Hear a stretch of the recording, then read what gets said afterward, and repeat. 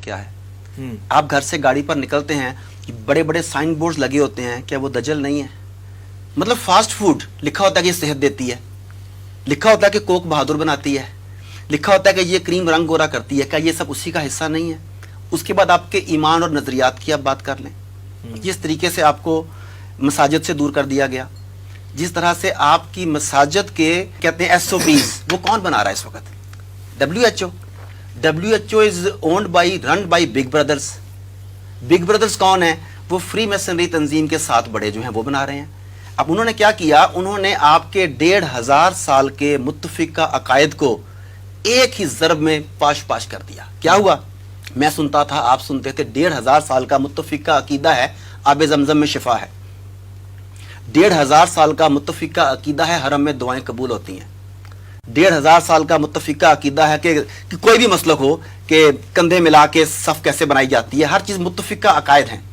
या मस्जिद ईमान का मरकज है, मस्जिद ईमान का मरकज है। अब ये बताइए कि क्या उन्होंने इसके ऊपर 1500 साल के अकीदे के ऊपर एक टर्म प्लैंडेमिक, जिसे लोग पैंडेमिक कहते हैं, मैं इसे प्लैंडेमिक के नाम से स्पेल करता हूं, उस प्लैंडेमिक के जरिए इन्होंने 1500 साल के अकायद को पाश पाश कर दिया।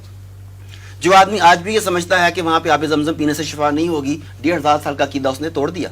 जिसने कहा कि हरम में जाके दुआएं कबूल नहीं होंगी, जिसने कहा कि मस्जिद में यूं नहीं होगा, ये तमाम अकायद उन्होंने बातिल कर दिए कि नहीं कर दिए। उन्होंने आपके नजरियात पर कैसे काबू पाया?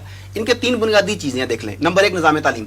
निज़ाम तालीम के जरिए, मगरबी निज़ाम तालीम जो हम पर नाफज किया गया, उसके जरिए इन्होंने आपको लादीन बना दिया, मुल्हिद बना दिया, आपको इस्लाम से दूर कर दिया।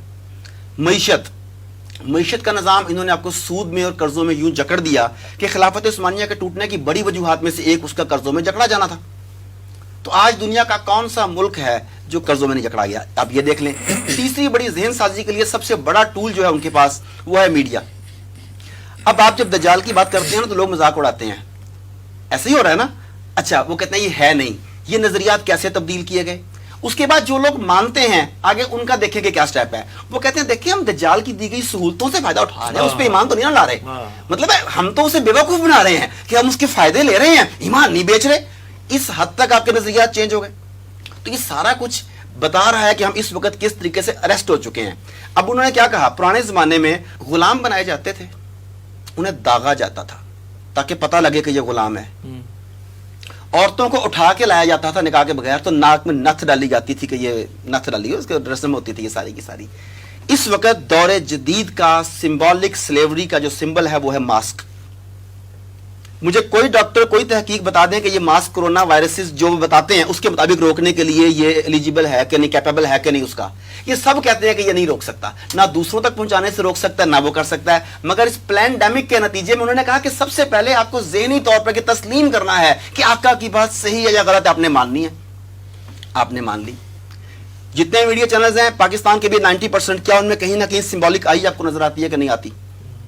बड़ी बड़ी इमारत में आपको सिंबॉलिक आई का मंजर नजर आता है कि नहीं आता? तो ये इवन कार्टून्स में आपको दिखाया जा रहा है, वीडियो गेम्स में आपको सिंबॉलिक आई दिखाई जा रही है, डेवल्स आई है।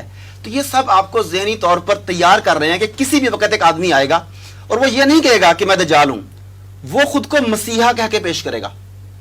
इसकी एक एग्जांपल बिल गेट्स को ले लें।